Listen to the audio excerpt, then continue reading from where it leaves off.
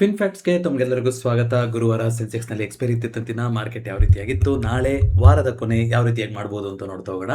ಪ್ರತಿ ವಾರದ ಕೊನೆನೂ ಒಂದೊಂದು ಸರ್ಪ್ರೈಸಲ್ಲಿ ಮಾರ್ಕೆಟ್ ಮುಗಿಸ್ತಾ ಇದೆ. ನಿನ್ನೆ ದೊಡ್ಡ ಇವೆಂಟು, ಫೆಡ್ ಇವೆಂಟ್ ಇತ್ತು.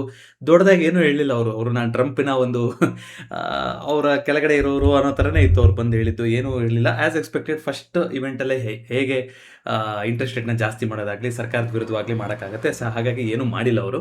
ಸೊ ಪಾಸ್ ಮಾಡಿದ್ದಾರೆ. ಡಿಸ್ಪೈಟ್ ಒಂದಿಷ್ಟು ಕಮಿಟಿ ಮೆಂಬರ್ಸ್ ಮೆನ್ಷನ್ ಮಾಡಿದ್ರು, ಜಾಸ್ತಿ ಮಾಡಬೇಕು, ಇನ್ಫ್ಲೇಷನ್ ಜಾಸ್ತಿ ಆಗ್ತಾ ಇದೆ ಅಂದರೂ ಕೂಡ ಐ ಥಿಂಕ್ 9-3 ಅನುಪಾತದಲ್ಲಿ ಅದು ಪರವಾಗೇ ಇದೆ. ಅಂದರೆ ತಟಸ್ಥವಾಗಿಡಬೇಕು ಅನ್ನೋದ್ರ ಕಡೆನೇ ಆಗೋಗಿದೆ. ನನಗನ್ನಿಸ್ತಾ ಇದೆ ಸ್ಟಾಕ್ಗಳು ಯಾವ್ಯಾವಾಗ ಫಾಲೋ ಆಗ್ತಾ ಇದೆಯೋ ಇದು ಇಂಡಿಯನ್ ಮಾರ್ಕೆಟ್ಗೆ ಒಂದು ವರದಾನ ಆಗಿ ಆಗ್ತಾ ಇದೆ. ಅಫ್ಕೋರ್ಸ್ IT ಕಂಪನಿಗಳಿಗೆ ಅದು ಇಂಪಾರ್ಟೆಂಟ್ ಸುದ್ದಿನೇ. ಯಾಕೆ ಅಂತಂದರೆ IT ಕಂಪ್ನಿಗಳಿಗೆ ಇವಾಗ ಇರೋಂಥದ್ದೆಲ್ಲ ಲಿಸ್ಟ್ ಆಗಿರೋದು ನಮ್ಮ ದೇಶದಲ್ಲಿ ಅದು ಸರ್ವಿಸ್ ಓರಿಯೆಂಟೆಡ್ ಕಂಪ್ನಿಗಳು. ಈಗ ಕೆಲಸ ಮಾಡಕ್ಕೆ ಹೋಗುತ್ತೆ ಅಂದರೆ ಇವರಿಗೆ ಸರ್ವಿಸ್ ಸಿಗೋದಿಲ್ಲ. ಹಾಗಾಗಿ ಅದು ಒಂದು ಇಂಪ್ಯಾಕ್ಟ್ ಬೀಳ್ತಾನೆ ಇತ್ತು. ಇವಾಗ ಸ್ಟಾಕ್ಗಳಲ್ಲಿ ಫಾಲೋ ಆಗ್ತಾ ಇರೋದು IT ಸೆಕ್ಟರ್ನ, ಇಂಡಿಯನ್ IT ಸೆಕ್ಟರ್ನ ಎತ್ತಕ್ಕೆ ಹೆಲ್ಪ್ ಆಗ್ತಾ ಇದೆ. ಇದರಿಂದ ಮಾರ್ಕೆಟ್ ಕೂಡ ಸ್ವಲ್ಪ ಮೇಲ್ಗಡೆ ಹೋಗೋದು ಕಾಣಿಸ್ತಾ ಇದೆ. ಒಂದಲ್ಲ ಒಂದು ಸೆಕ್ಟರ್ ಮಾರ್ಕೆಟಿಗೆ ಹೆಲ್ಪ್ ಮಾಡ್ತಾನೆ ಇದೆ. ರಿಲಯನ್ಸು, ಎನರ್ಜಿ ಸೆಕ್ಟರ್ ಇವತ್ತು ಪಾಸಿಟಿವ್ ಆಗಿತ್ತು. ಈಗ ಕ್ರೂಡಲ್ಲಿ ರೈಸ್ ಆಗಿದ್ದರಿಂದ 92-93 ಹೋಗಿದ್ರಿಂದ ಎಲ್ಲದು ಸ್ವಲ್ಪ ಆಯಿಲ್ ಮ್ಯಾನುಫ್ಯಾಕ್ಚರಿಂಗ್ ಕಂಪ್ನಿಗಳು ಎಲ್ಲ ಮೇಲ್ಗಡೆ ಇದ್ವು. ಆಟೋ ಸೆಕ್ಟರ್ ಕೂಡ ಸರ್ಪ್ರೈಸಿಂಗ್ಲಿ ಇವತ್ತು ಪಾಸಿಟಿವ್ ಆಗಿತ್ತು. ಇವತ್ತು Shriram finance, HDFC life, Adani ports ಮತ್ತೆ ಕಂಟಿನ್ಯೂಸ್ ಆಗಿ ಫಾಲೋ ಆಗ್ತಾ ಇದೆ. 3.2% ಕರೆಕ್ಷನ್ ಬಂದಿತ್ತು.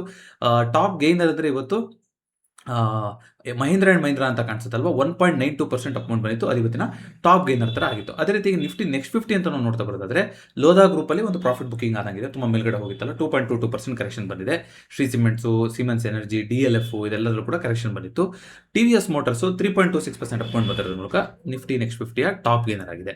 ಸೊ ನಿಫ್ಟಿ ಏನು ಮಾಡಿದೆ ಅಂತ ಕ್ವಿಕ್ಕಾಗಿ ನೋಡೋದಾದ್ರೆ ಸ್ಟ್ರಾಂಗ್ ಆಗಿ ಹೋಗ್ತಾ ಇದೆ ನೋಡಿ. 1, 2, 3 ಎಂಥ ಒಂದು ನೆಗೆಟಿವ್ ಸೆಂಟಿಮೆಂಟ್ ಇದ್ದಿದ್ದಿನ ಲಾಸ್ಟ್ ವಾರ ಅಲ್ವಾ.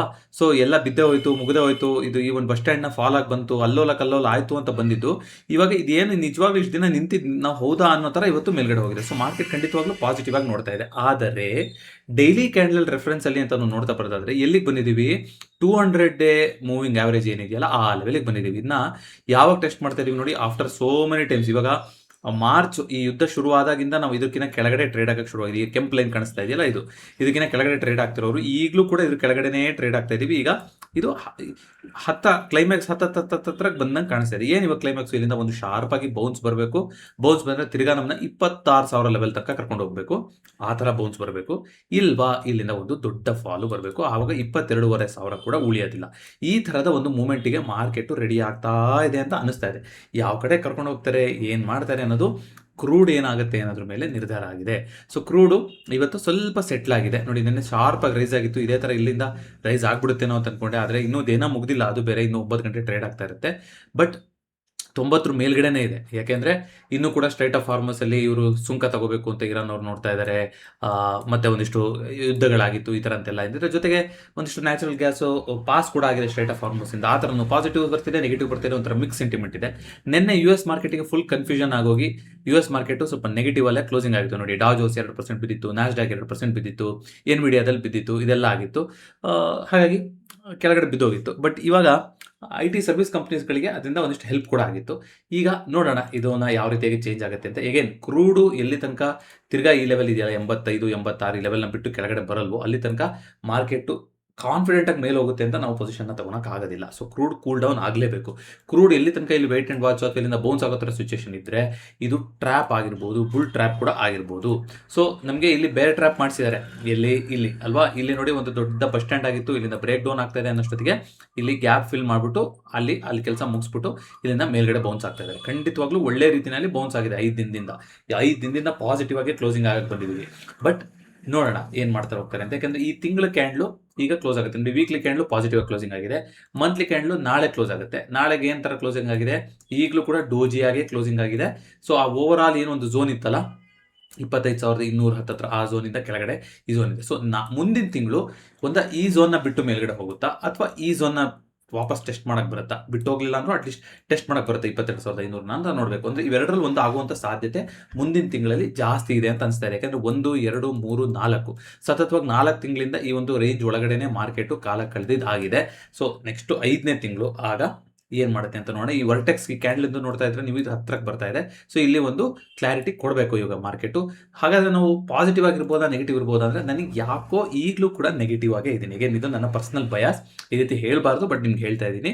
ಯಾಕೆಂತಂದ್ರೆ ನೋಡಿ, ಇಲ್ಲಿ 2 ಸಲ ಇಲ್ಲಿ ಅಟೆಂಪ್ಟ್ ಮಾಡಿತ್ತು ಆಯ್ತಾ. ಈ ಒಂದು ಎಂ ಪ್ಯಾಟರ್ನ್ ಮಾಡಿ ಮತ್ತೊಂದು ಬಂದು ಎಲ್ಲ ಆಗಿದೆ. ಸೊ ಇಲ್ಲಿ ಈಗ ಸರಾಗವಾಗಿ ಮೇಲ್ಗಡೆ ಹೋಗ್ತೀನಿ ಅನ್ನೋ ಹತ್ರ ಸಿಚುವೇಶನ್ ಕಾಣಿಸ್ತಾ ಇಲ್ಲ. ಅಫ್ಕೋರ್ಸ್ Q1 ಅಪ್ಡೇಟ್ಗಳು ಚೆನ್ನಾಗಿ ಬಂದಿದೆ ಕೆಲವೊಂದು ಕಂಪ್ನಿಗಳದ್ದು, ಈ ಥರ ಎಲ್ಲ ನಿಮ್ಗೆ ಅನಿಸ್ತಾ ಇರ್ಬೋದು. ಆದರೂ ಕೂಡ ಏನಾದರೂ ಗ್ಲೋಬಲಲ್ಲಿ ಈಗ ಸ್ಟಾಕ್ಗಳು ಬಿದ್ದು ಇಂಪ್ಯಾಕ್ಟ್ ಆಯಿತು ಅಂದರೆ ನಾವು ಕೂಡ ಎಲ್ಲರೂ ಬಿದ್ದು ನಾವು ಮೇಲ್ಗಡೆ ಹೋಗೋಕ್ಕೆ ಚಾನ್ಸಸ್ ಇರೋದಿಲ್ಲ. ಯಾಕೆಂದರೆ at the end of the day ನಾವು ಕೂಡ ಜಗತ್ತಿಗೆ ಡಿಪೆಂಡೆಂಟ್ ಆಗೇ ಇದ್ದೀವಿ. ಹಾಗಾಗಿ ಇದಾಗ್ತಾ ಇರೋಂಥದ್ದು ನೋಡಿದ್ರೆ ಇಷ್ಟೊಂದು ಟೈಮ್ ತೊಗೊಂಡು ಇಲ್ಲಿ ಹೋಗ್ತಾ ಇದೆಯಲ್ಲ, ಇಲ್ಲಿಂದ ಒಂದು ವಾಪಸ್ ಮತ್ತೆ ರಿಜೆಕ್ಷನ್ ಬರುತ್ತಾ ಗೊತ್ತಿಲ್ಲ. ಬಂದರೆ ಆವಾಗ ದೊಡ್ಡದಾಗಂಥ ಕ್ಯಾಂಡಲ್ ಅಂತೂ ಬರುತ್ತೆ, ಈ ಥರ ಒಂದು ದೊಡ್ಡ ಕ್ಯಾಂಡಲ್ ಅಂತೂ ಬರುತ್ತೆ ಮಂತ್ಲಿ ಕ್ಯಾಂಡಲಲ್ಲಿ. ಸೊ ವೆಯ್ಟ್ ಆ್ಯಂಡ್ ವಾಚ್ ಮಾಡಿ. ದೊಡ್ಡ ಪೊಸಿಷನ್ ತೊಗೊಳ್ತಾ ಇರೋರು ದಯವಿಟ್ಟು ಆಗಸ್ಟಲ್ಲಿ ಒಂದು ಒಳ್ಳೆ ಟ್ರೇಡ್ಗಳು ಆಗ್ಬೋದು. ನೆಕ್ಸ್ಟ್ ವೀಕೆ ಆಗಸ್ಟ್ ವೀಕ್ಲಿ ಎಕ್ಸ್ಪೈರಿ ನೆಕ್ಸ್ಟ್ ವೀಕೆ ಆಗ್ದಲೇ ಇರ್ಬೋದು. ಬಟ್ ಮುಂಬರೋ ದಿನಗಳಲ್ಲಿ ಆಗಸ್ಟ್ ಮಂತ್ ಕ್ಲೋಸಿಂಗ್ ಆಗಸ್ಟ್ ಹೊತ್ತಿಗೆ ಏನಾದರೂ ಒಂದು ದೊಡ್ಡ ಮೂಮೆಂಟ್ಗಳು ಬರ್ಬೋದು ಅಂತ ಅನ್ನಿಸ್ತಾ ಇದೆ. ನೋಡೋಣಂತೆ ಯಾವ ರೀತಿ ಆಗುತ್ತೆ ಅಂತ. ಅದೇ ರೀತಿಯಾಗಿ ಸೆನ್ಸೆಕ್ಸು ಇವತ್ತು ಅದು ಕೂಡ ಪಾಸಿಟಿವ್ ಆಗಿ ಕ್ಲೋಸಿಂಗ್ ಆಗಿದೆ. ಆಲ್ಮೋಸ್ಟ್ 78,000 ಹತ್ತಿರ ಬಂದು ಕ್ಲೋಸಿಂಗ್ ಆಗಿದೆ. ಗೋಲ್ಡು ನೆನ್ನೆ ಇವರು ತಟಸ್ಥವಾಗಿ ಇಟ್ಟಿದ್ದು ಅಲ್ಲಿ ಒಂದು ಸಪೋರ್ಟ್ನ ತಗೊಂತಿದ್ದು ನಾವು ಮಾತಾಡಿದ್ವಿ ಅಲ್ವಾ. ಅಕಸ್ಮಾತ್ ಗೋಲ್ಡ್ನ ಏನು ಇವರು ಇಂಟ್ರೆಸ್ಟ್ನ ಜಾಸ್ತಿ ಚೇಂಜ್ ಮಾಡಲ್ಲ, ಜಾಸ್ತಿ ಹಾಕಿಶ್ ಕಾಮೆಂಟ್ರಿ ಕೊಡಲ್ಲ ಅಂದರೆ ಗೋಲ್ಡ್ ಇಲ್ಲಿ ಸಪೋರ್ಟ್ನ ಹುಡುಕೋಬೋದು 4,000 ಲೆವೆಲ್ಲಿ ಅಂತ. ಎಕ್ಸಾಕ್ಟ್ ಆಗಿ ನೆನ್ನೆ 4,000 ಲೆವೆಲಲ್ಲಿ ಸಪೋರ್ಟ್ನ ಹುಡುಕೊಂಡು ನಿಂತಿದೆ. ಇನ್ನೂ ಕೂಡ ಗೋಲ್ಡು ಕಾನ್ಫಿಡೆಂಟಾಗಿ ಮೇಲೋಗಕ್ಕೆ ಆಗ್ತಾ ಇಲ್ಲ ಗೋಲ್ಡಿಗೆ. ಸೊ ನೋಡೋಣಂತೆ ಈ ಸೆಂಟಿಮೆಂಟ್ನ ಹೀಗೆ ಎಷ್ಟು ದಿನ ಮುಂದುವರಿಸುತ್ತೆ ಅಂತ. ಬಟ್ ಫೆಡ್ ಇವೆಂಟಲ್ಲಿ ದೊಡ್ಡದಾಗಿ ಮೂವ್ಮೆಂಟ್ ಆಗ್ಬೋದಿತ್ತು, ಡ್ರೈವ್ ಆಗ್ಬೋದಿತ್ತು ಅಂತ ಅಂದ್ಕೊಂಡೆ. ಬಟ್ ಫೆಡ್ ಇವೆಂಟ್ ಆಗ್ಬೋದ್ರೂ ಕೂಡ ಈ ಝೋನ್ನ ಬಿಟ್ಟು ಮೇಲೆ ಹೋಗಿಲ್ಲ, ಈ ಝೋನ್ನ ಬಿಟ್ಟು ಕೆಳಗಡೆನೂ ಬಂದಿಲ್ಲ, ಅದೇ ರೀತಿ ನಿಂತಿದೆ. ಸೊ ತುಂಬ ನಿಗೂಢವಾಗಿ ಹೋಗ್ತಾ ಇದೆ ಮಾರ್ಕೆಟು, ಯಾವ ಕಡೆಗೆ ಹೋಗುತ್ತೆ ನೋಡೋಣ. ಅದೇ ರೀತಿ ಸಿಲ್ವರು ಕೂಡ ಆಲ್ಮೋಸ್ಟ್ ಫ್ಲಾಟ್ ಆಗೇ ಇದೆ. ಇವತ್ತು ಬ್ಯಾಂಕ್ ನಿಫ್ಟಿ ಸ್ವಲ್ಪ ನೆಗೆಟಿವ್ ಆಗಿತ್ತು, ಕೊನೆ ಟೈಮಲ್ಲಿ ರಿಕವರಿ ಕೂಡ ಆಯಿತು. Mid cap Nifty, small cap ಇವತ್ತು ಜಾಸ್ತಿ ಬಿದ್ದಿತ್ತು. ಇಂಡಿಯಾ ವಿಕ್ಸಲ್ಲಿ ಸಣ್ಣ ರೈಸ್ ಆಗಿದೆ, ಬಟ್ ಇನ್ನೂ 13 ಒಳಗಡೆ ಇದೆ, 12 ಹತ್ತಿರ ಇದೆ. Gift Nifty already positive opening ನಾಳೆ ಅಂತ ಹೇಳ್ತಾ ಇದೆ. ಸೊ ಇದ್ರ ಮಧ್ಯದಲ್ಲಿ ರುಪಿ ಇವತ್ತು ಮತ್ತೆ ಸ್ವಲ್ಪ ವೀಕ್ ಆಯಿತು, ಸ್ವಲ್ಪ ಗೇನ್ ಆಗಿದೆ ಇವತ್ತು. ಅಂದರೆ ಅದು ಗೋಲ್ಡ್ ಸಿಲ್ವರ್ಗೆ ಪಾಸಿಟಿವ್ ಆಗಿ ಇಂಪ್ಯಾಕ್ಟ್ ಮಾಡ್ತಾ ಹೋಗುತ್ತೆ, ಆ ಥರ ಬಂದು ಕೂದಿದೆ. ಸೊ ಓವರ್ ಆಲ್ ನೋಡ್ತಾ ಬರೋದಾದ್ರೆ ಹೀಟ್ ಮ್ಯಾಪು 124 ಕಂಪ್ನಿಗಳು ನೆಗೆಟಿವ್ ಆಗಿತ್ತು. 1.63% ಅಪ್ಮೌಂಟ್ ಬಂದಿರೋದ್ರ ಮೂಲಕ ಆಟೋ ಸೆಕ್ಟರ್ ಇವತ್ತಿನ ಟಾಪ್ ಗೇನರು. ಇವತ್ತಿನ ಟಾಪ್ ಲೂಸರ್ ಅಂದರೆ 2% ಕರೆಕ್ಷನ್ ಬಂದಿದೆ. ರಿಯಲ್ ಎಸ್ಟೇಟ್ ಸೆಕ್ಟರಲ್ಲಿ ಒಂದು ಸೆಲ್ಲಿಂಗ್ ಆಗಿರೋ ಥರ ಕಾಣಿಸ್ತಾ ಇದೆ. ಹಾಗೆಯೇ ನಿಫ್ಟಿದು ನಾವು ನೋಡ್ತಾ ಬರೋದಾದ್ರೆ 24,200 ಇದ್ದಿದ್ದು ಈಗ 24,250ಕ್ಕೆ ಮ್ಯಾಕ್ಸ್ ಬೆಂಚ್ ಶಿಫ್ಟ್ ಆಗಿದೆ. ಇನ್ನೂ ಒಂದು ಪಾಯಿಂಟ್ ಮೇಲ್ಗಡೆ ಶಿಫ್ಟ್ ಆಗಿದೆ. 24,200, 24,000ದಲ್ಲಿ ಸ್ಟ್ರಾಂಗ್ ಆಗಿರೋ ಸಪೋರ್ಟ್ ಬಿಲ್ಡಪ್ ಆಗಿ ಕೂತಿದ್ದಾರೆ. ಬಟ್ 24,500, 600 ಕೂಡ ಸ್ಟ್ರಾಂಗ್ ರೆಸಿಸ್ಟೆನ್ಸ್ ಬಿಲ್ಡಪ್ ಆಗಿದೆ. ಅಂದರೆ ಅಲ್ಲಿ ತನಕ ಒಂದು ಜಾಗ ಇದೆ ಅನ್ನೋದನ್ನ ರೇಂಜನ್ನು ಮಾಡ್ಕೊತಾ ಇದ್ದೀವಿ ಇವಾಗ 24,200 24,500 ಅಂತ. ನಾಳೆಗೂ ಹೀಗೆ ಇದ್ದರೆ ಮುಂದಿನ ವಾರ ನಾವು ನೋಡ್ಲಿಕ್ಸ್ಬೋದು. ಬಟ್ ವೀಕೆಂಡಲ್ಲಿ ಸಾಕಷ್ಟು ಚೇಂಜಸ್ಗಳನ್ನ ನೋಡ್ತಾ ಇದ್ದೀವಿ, ನೋಡೋಣ ಎಲ್ಲಿಗೆಲ್ಲ ಹೋಗುತ್ತೆ ಅಂತ. ಬಟ್ ಸದ್ಯಕ್ಕೆ ಓವರ್ ಆಲ್ 10 ಸ್ಟ್ರೈಕ್ಗಳ PCR ಈಗಲೂ ಬೇರಿಶ್ ಅಂತ ಹೇಳ್ತಾ ಇದೆ, 0.90 ಅಂತ ಹೇಳ್ತಾ ಇದೆ. ಬಟ್ ನೋಡೋಣಂತೆ. ಬಟ್ ಆ ಅಡ್ಡ ಮನಿನಲ್ಲಂತೂ ಸ್ವಲ್ಪ ಒಂದು ಸ್ಟ್ರಾಂಗ್ ಸಪೋರ್ಟ್ ಆಗಿರೋದೇ ಥರ ಕಾಣಿಸ್ತಾ ಇದೆ. ಸೆನ್ಸೆಕ್ಸ್ ಇವತ್ತು ನೋಡೋದು ಅವಶ್ಯಕತೆ ಇರಲ್ಲ. FIDA ಡೇಟಾ ಬಂತ ಇವತ್ತಿಂದು ಇನ್ನೂ ಬಂದಿಲ್ಲ, ಇನ್ನು 30ನೇ ತಾರೀಕಿಗೆ ಬಂದಿಲ್ಲ. ನಿನ್ನೆ ಇಬ್ಬರು ಬಯರ್ಸ್ ಆಗಿದ್ರು. ಇವತ್ತು ಏನು ಅನ್ಸಿರುತ್ತೆ ನಿಮಗೆ? ಇವತ್ತು FIಗಳು ಬೈ ಮಾಡಿರ್ಬೋದಾ ಹೇಳಿ? ಅದು ಕೂಡ ಮಾರ್ಕೆಟ್ ಸೆಂಟಿಮೆಂಟ್ಗೆ ಹೆಲ್ಪ್ ಆಗ್ತಾ ಹೋಗುತ್ತೆ. ಸೊ ಎಕನಾಮಿಕ್ ಕ್ಯಾಲೆಂಡರು ಆಲ್ರೆಡಿ ನಾವು ಮಾತಾಡಾಯಿತು. ಫೆಡ್ಡು ಅಷ್ಟೇ ಇಟ್ಟಿದ್ದಾರೆ, 3.5 to 3.75%. ಇನ್ನು ಸದ್ಯದಲ್ಲಿ ಯಾವುದು ಅಂಥ ಒಂದು ಮೇಜರ್ ಇವೆಂಟ್ ಅನ್ನೋದೇನು ಕಾಣಿಸ್ತಾ ಇಲ್ಲ.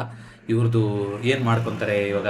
ಈಗ ನ್ಯೂಸ್ ಎಷ್ಟು ದಿನ ಡ್ರ್ಯಾಗ್ ಮಾಡೋಗಿದೆ ಅಂದರೆ ಇವಾಗ ನೋಡೋದೇ ಬಿಟ್ಬಿಟ್ಟು ನಾನು ಏನಾಗುತ್ತೆ ಏನು ಅಂತ. ಮಣಿಪಾಲ್ ಹಾಸ್ಪಿಟಲ್ಸ್ದು 560ರಿಂದ 590 ಅಂತ ರೇಂಜ್ ಇದೆ. ಐ ಥಿಂಕ್ IPO ಶುರುವಾಗಿದೆ. ಗ್ರೇ ಮಾರ್ಕೆಟಲ್ಲಿ ₹6 ₹7 ನಡೀತಾ ಇದೆ ಅಂತ ಸ್ಕ್ರೀನ್ಶಾಟ್ ಶೇರ್ ಮಾಡಿದ್ರಿ. ನಾಳೆ ತನಕ ಟೈಮ್ ಇರುತ್ತೆ. ಅದೇ ರೀತಿಯಾಗಿ ಒಂದಿಷ್ಟು SME IPOಗಳು ಇದೆ ಅನಿಸುತ್ತೆ. ಬಟ್ SME IPOಗಳು ಜಾಸ್ತಿ ಹೋಗ್ಬಿಡಿ. SSE, SME, small and medium price, small enterprise ಅದ್ರದ್ದೆಲ್ಲ ಬೇಕಾಗಿಲ್ಲ. ಮೇನ್ ಬೋರ್ಡ್ IPOಗಳು ಮಾತ್ರ ಇರಿ, ಯಾಕೆಂದರೆ ತುಂಬ ರಿಸ್ಕಿ. ಮೇನ್ ಬೋರ್ಡ್ IPO ಅಂದರೆ ನಡೀತಾ ಇರೋದು ಮಣಿಪಾಲ್ ಹಾಸ್ಪಿಟಲ್ಸ್ ಒಂದೇ. ಸೊ ಗ್ರೇಟರಿಂಗ್ ಪ್ರಾಸ್ಪೆಕ್ಟಸ್ನ ಓದಿ ನಿಮಗೆ ಕಂಪ್ನಿ ಚೆನ್ನಾಗಿ ರಿಸಲ್ಟ್ಸ್ನ ಕೊಡ್ತಾ ಇದೆ, ಅಂದರೆ ಪ್ರಾಫಿಟ್ನ ಮಾಡ್ತಾ ಇದೆ ಇದುವರೆಗೂ ಈ ಥರ ಅಂತೆಲ್ಲ ಅನಿಸಿದ್ರೆ ನೀವು ಟ್ರೈ ಮಾಡ್ತಾ ಹೋಗ್ಬೋದು. ಸೊ ಅದೇ ರೀತಿಯಾಗಿ ಅಪ್ಕಮಿಂಗ್ IPOಗಳಲ್ಲಿ ಸುಮಾರು ದೊಡ್ಡ ಹೆಸರುಗಳು ಇದೆ. ಯಾವಾಗ ಅಂತ ಅನೌನ್ಸ್ಮೆಂಟ್ ಮಾಡಿಲ್ಲ ಅಷ್ಟೇ. ಜಿಯೋದು, ಆ್ಯಕೋದು, ಓಯೋದು, NSE, Parle, make my trip, Boat, Zepto, PhonePe, Flipkart, ಇದೆಲ್ಲ ತುಂಬ ಒಂದು ಲಾಂಗ್ ಲಿಸ್ಟು ಎಕ್ಸ್ಪೆಕ್ಟೆಡ್ ಇರುವಂಥದ್ದು. ಈ ವರ್ಷ ಲಿಸ್ಟ್ ಆಗುತ್ತಾ, ಮುಂದಿನ ವರ್ಷ ಲಿಸ್ಟ್ ಆಗುತ್ತಾ ನೋಡೋಣಂತೆ. ಸೊ ಅದನ್ನು ಬಿಟ್ಟು ಸ್ಪೆಸಿಫಿಕ್ಕಾಗಿ ಒಂದಿಷ್ಟು ಇದನ್ನು ತೋರಿಸ್ಬೇಕಾಗಿತ್ತು. FIDAದು ಯಾವ ರೀತಿಯಾಗಿ ಚೇಂಜಸ್ ಆಗ್ತಾ ಇದೆ, ಯಾವ ಕಡೆಗೆ ಮೂವ್ ಆಗ್ತಾ ಇದ್ದಾರೆ ಏನು ಅಂತ ನಾಳೆ ಅದನ್ನು ಚರ್ಚೆ ಮಾಡೋಣಂತೆ. ಸೊ ನಾಳೆ ಬೆಳಗ್ಗೆಗೆ ನಾನು ITR ಫೈಲ್ ಮಾಡೋಕ್ಕೆ ನಾಳೆ ಕೊನೆ ದಿನ ನಿಮಗೆ ಗೊತ್ತಿದೆ. ಸೊ ಫಾರಿನ್ ಅಸೆಟ್ಸ್ನ ಹೊಂದಿರ್ತೀರಾ ಅಂದರೆ US ಅಲ್ಲಿ ಇನ್ವೆಸ್ಟ್ ಮಾಡ್ತಾ ಇದ್ದೀರಾ, ಟ್ರೇಡ್ ಮಾಡ್ತಾ ಇದ್ದೀರಾ ಅಂದರೆ ಅದಕ್ಕೆ ನೀವು schedule FA, schedule FSI, schedule TR ಮತ್ತು ಫಾರ್ಮ್ 67 ಅಂತ ಇದೆಲ್ಲ ಇರುತ್ತೆ. ಟ್ಯಾಕ್ಸ್ ಕ್ರೆಡಿಟ್ ನೀವು ತಗೋಬೇಕು. ಅಲ್ಲೂ ಟ್ಯಾಕ್ಸ್ ಕಟ್ಟಿದ್ದೀನಿ ಮತ್ತೆ ಇಲ್ಲಿ ಟ್ಯಾಕ್ಸ್ ಕಟ್ಟೋದು ಬೇಡ ಅಂದರೆ ಡಬಲ್ ಟ್ಯಾಕ್ಸೇಷನ್ ಅಗ್ರಿಮೆಂಟ್ ಅಂತ ಇರುತ್ತೆ ದೇಶಗಳ ಮಧ್ಯೆ. ಇಂಡಿಯಾ US ಮಧ್ಯನೂ ಇದೆ ಅದು. ಸೊ ಅದನ್ನು ಯಾರು ಉಪಯೋಗಿಸ್ಕೋಬೇಕು ಅಂದರೆ ಅದ್ರ ಬಗ್ಗೆ ಸಂಕ್ಷಿಪ್ತವಾಗಿ ಒಂದಿಷ್ಟು ವಿಡಿಯೋ ಮಾಡಿದ್ದೆ. ಏನ್ ಅದನ್ನೇ ರೆಫರೆನ್ಸ್ ಇಟ್ಕೊಂಡು ನೀವು ಫೈಲ್ ಮಾಡೋಕ್ಕಾಗೋದಿಲ್ಲ. ಬಟ್ ನಾಳೆ ಲಾಸ್ಟ್ ಡೇಟ್ ಆಗಿರೋದ್ರಿಂದ ನಾಳೆ ಬೆಳಗ್ಗೆ 8 ಗಂಟೆಗೆ ನಿಮಗೆ ಆ ವಿಡಿಯೋ ಲಭ್ಯ ಆಗುತ್ತೆ. ನಾಳೆ ಫಿನ್ ಫ್ಯಾಕ್ಟ್ಸು ಸಂಜೆ ಸಾಧ್ಯವಾದರೆ ನಾಳೆನೇ ಮಾಡ್ತೀನಿ, ಇಲ್ಲ ಅಂತಂದರೆ ಶನಿವಾರ ಫಿನ್ ಫ್ಯಾಕ್ಟ್ಸ್ನ ಮಾತಾಡ್ತಾ ಹೋಗೋಣಂತೆ. ಸೊ ನಾಳೆ ಬೆಳಗ್ಗೆ US ಸ್ಟಾಕಲ್ಲಿ ಇನ್ವೆಸ್ಟ್ಮೆಂಟ್ ಮಾಡಿದರೆ ಇದು ನಿಮಗೆ ಗೊತ್ತಿರಬೇಕು ಅಂತ ಒಂದು ವಿಡಿಯೋ ಇದೆ. ಅದನ್ನು ನಾನು ನಾಳೆ ಅಪ್ಲೋಡ್ ಮಾಡ್ತಾ ಇದ್ದೀನಿ. ಇಂಟ್ರೆಸ್ಟ್ ಇದ್ದವ್ರು ಚೆಕ್ಔಟ್ ಮಾಡಿ. ITR ಯಾರು ಫೈಲ್ ಮಾಡಿಲ್ಲ ಅಂದರೆ ಮತ್ತೆ ಹೇಳ್ತಾ ಇದ್ದೀನಿ, ನಾಳೆ ಕೊನೆ ದಿವಸ ದಯವಿಟ್ಟು ಮಿಸ್ ಮಾಡಬೇಡಿ. ಲಾಸ್ ಆಗಿದ್ರು ಕೂಡ ITRನ ಫೈಲ್ ಮಾಡಿ ಅಂತಲೇ ಕೇಳ್ಕೊತೀನಿ. ಇದಿಷ್ಟು ಇವತ್ತಿನ ಫಿನ್ ಫ್ಯಾಕ್ಟ್ಸ್ ಆಗಿತ್ತು. ಸಂಕ್ಷಿಪ್ತವಾಗಿ ಬೇಗವಾಗಿ ಮುಗಿಸ್ತಾ ಇದ್ದೀವಿ, ಏಕೆಂದರೆ ನಾಳೆ ವೀಕ್ಲಿ ಕೊನೆ. ಏನು ಕೂಡ ಕನ್ಕ್ಲೂಷನ್ನ ಕೊಟ್ಟಿಲ್ಲ ಮಾರ್ಕೆಟು. ಸೊ ಅದೇ ರೀತಿಯಾಗಿ ನಡೀತಾ ಇದೆ. ಒಂದೊಂದು ಮಾರ್ಕೆಟ್ ಒಂದೊಂದು ಥರ ನಡೀತಾ ಇದೆ. ಸೊ ಆಗ್ತಾ ಇರೋ ಬೆಳವಣಿಗೆ ನೋಡೋದಾದರೆ ಸ್ಟಾಕ್ಸ್ಗಳು ಫಾಲು ಮಾರ್ಕೆಟ್ಗೆ, ಇಂಡಿಯನ್ ಮಾರ್ಕೆಟ್ಗೆ ಹೆಲ್ಪ್ ಆಗಿದೆ ಅನ್ನೋ ಥರನೇ ಕಾಣಿಸ್ತಾ ಇದೆ. ಅದು ಮೇ ಬಿ ಬಿಕಾಸ್ ಈಗ ಸೌತ್ ಕೊರಿಯಾ ಮಾರ್ಕೆಟ್ ಬೇರೆ ಕಡೆ ಪ್ರಾಫಿಟ್ ಬುಕ್ಕಿಂಗ್ ಮಾಡ್ಕೊಂಡಿರ್ತಾರಲ್ವ, ಆ ದುಡ್ಡನ್ನು ತಂದು ಇಲ್ಲಿ ಹಾಕ್ತಾ ಇರ್ಬೋದು. ಅದಕ್ಕೋಸ್ಕರ FIಗಳು ನೆನ್ನೆ ಬಯಸ್ ಕೂಡ ಆಗಿರ್ಬೋದು. ಆ ಥರ ಒಂದಕ್ಕೊಂದು ನೀವು ಕನೆಕ್ಟ್ ಮಾಡ್ಕೊಂಡು ನೋಡಿದ್ರೆ ಆ ಥರ ಅನಿಸ್ತಾ ಹೋಗುತ್ತೆ. ಹಾಗಂತ ಸ್ಟಾಕ್ಸ್ ಬಿದ್ದಾಗೆಲ್ಲ ನಮಗೆ ಲಾಭ ಆಗುತ್ತೆ ಅನ್ನೋದು ಆಗೋದಿಲ್ಲ. ಸೊ ಆವಾಗ ಬಾಂಡ್ ಮಾರ್ಕೆಟು, ಇನ್ಫ್ಲೇಷನ್ ಜಾಸ್ತಿ ಆಯಿತು, ಆವಾಗ ರಿಸೆಷನ್ ಥರ ಸಿಚುಯೇಷನ್ ಬಂತು, ಈ ಥರ ಎಲ್ಲ ಆಯಿತು ಅಂತಂದರೆ ಆವಾಗ ಬೇರೆ ಕಡೆಗೆ ಅಟ್ರಾಕ್ಟಿವ್ನೆಸ್ ಬರುತ್ತೆ. ಆವಾಗ ಮೆಟಲ್ಗಳು ಕೂಡ ಯಾವ ಥರ ರಿಯಾಕ್ಟ್ ಆಗುತ್ತೆ. ಗೋಲ್ಡ್ ಮತ್ತೆ ವಾಪಸ್ ಪಾಸಿಟಿವ್ ಕಡೆಗೆ ಹೋಗ್ಬೋದು. ಬೇರೆ ಅಸೆಟ್ ಕ್ಲಾಸ್ಗಳು ಅಟ್ರಾಕ್ಟಿವ್ ಆಗ್ತಾ ಹೋಗುತ್ತೆ. ಈಕ್ವಿಟಿ ಇಂಡಿಯನ್ ಮಾರ್ಕೆಟು ಸೇರಿದಂಗೆ ಸಫರ್ ಮಾಡಬೇಕಾಗತ್ತೆ. ನೋಡೋಣ ಕ್ರೂಡ್ ಮೇಲೆ ಈ ಇದು ರಿಸೆಷನ್ನು ಮತ್ತೊಂದು ಇದರದ್ದು ಏನಾದ್ರ ಮೇಲೆ ಡಿಸೈಡ್ ಆಗುತ್ತದೆ. ಯಾಕಂದರೆ ಡೇಟಾ ಸೆಂಟರ್ ರೇಸಲ್ಲೂ ಕೂಡ ಈಗ TCS ಮಾಡಿದ್ದಾರೆ, ನಮ್ಮ HCL ಅವರು ಮಾಡಿದ್ದಾರೆ ಅಂತ ಇದರೆಲ್ಲ ಬಂದಾಗ ಇನ್ಫೋಸಿಸ್ ನಾವು ಮಾಡೋದಿಲ್ಲ ಅಂತ ಹೇಳ್ತೀವಿ. ಅಂದರೆ ಕೆಲವೊಂದು ವಾಲಂಟಿಯರಿಯಾಗಿ ಡೇಟಾ ಸೆಂಟ್ರು ರಿಲೇಟೆಡಿಂದ ನಾವು ಹೊರಗಡೆ ಬರ್ತೀವಿ ಅನ್ನೋ ಥರದ್ದು ಬರ್ತಾ ಇದೆ. ಈ ಥರ ಮೊದಲನೇ ಟೈಮು ಈ ಥರ ವಾಯ್ಸ್ ಬರ್ತಾ ಇರೋವಂಥದ್ದು. ಇಷ್ಟು ದಿನ ನೆನ್ನೆ ಮೈಕ್ರೋಸಾಫ್ಟ್ ಮನೆ ರಿಸಲ್ಟ್ಸ್ ಇತ್ತು, ಅದರಲ್ಲೂ ಕೂಡ ಕೋಪೈಲಟ್ ಅವ್ರದ್ದು ಅದರದ್ದು ಏನಾಗಿದೆ ರೆವೆನ್ಯೂ ಫಿಗರು ಅದನ್ನು ಹೇಳ್ತಾರೆ, ಇಂಪ್ರೂವ್ ಆಗ್ತಾ ಇದೆ, ಜಾಸ್ತಿ ಜನ ಯೂಸ್ ಮಾಡ್ಕೊತಾ ಇದ್ದಾರೆ ಅಂತ ಹೇಳ್ತಾ ಇರೋದು. ಆ್ಯಕ್ಚುಯಲ್ ಡೇಟಾನ ಬಿಟ್ಕೊಡ್ತಾ ಇಲ್ಲ ಕಂಪ್ನಿಗಳು. ಹಾಗಾಗಿ ನಿಜವಾಗ್ಲೂ ನಲ್ಲಿ ಹಾಕ್ತಾ ಇರುವಂಥ ಹೂಡಿಕೆ ವರ್ತಿಟ್ಟ ಅನ್ನೋದು ಪ್ರಶ್ನೆ ಇವಾಗ ಎಲ್ಲರಿಗೂ ಕಾಡ್ತಾ ಇದೆ. ಸೊ ಹಾಗಾಗಿ ಇದೊಂದು ಇಂಪಾರ್ಟೆಂಟ್ ಸ್ಪೇಸ್ ಆಗಿರುತ್ತೆ. ಯಾರಾದರೂ ತುಂಬ ನಲ್ಲಿ ಎಂಥೂಸಿಯಾಸ್ಟಿಕ್ ಆಗಿ ನೀವು ಹೂಡಿಕೆ ಮಾಡಿದ್ರಿ ಅಂತಂದರೆ ಖಂಡಿತವಾಗ್ಲೂ ಒಂದು ಪ್ರಾಫಿಟ್ ಬುಕ್ಕಿಂಗ್ ಮಾಡ್ಕೊಳ್ಳೋದ್ರ ಬಗ್ಗೆ ನೀವು ಯೋಚನೆ ಮಾಡ್ಬೋದು ಈ ಟೈಮಲ್ಲಿ, ಇನ್ನೂ ಮಾಡಿಲ್ಲ ಅಂತಂದರೆ. ಸೊ ನೋಡೋಣಂತೆ ಮತ್ತೊಂದು ವಿಡಿಯೋದೊಂದಿಗೆ ಮತ್ತೆ ಭೇಟಿಯಾಗೋಣ. ಎಲ್ಲರಿಗೂ ನಮಸ್ಕಾರ.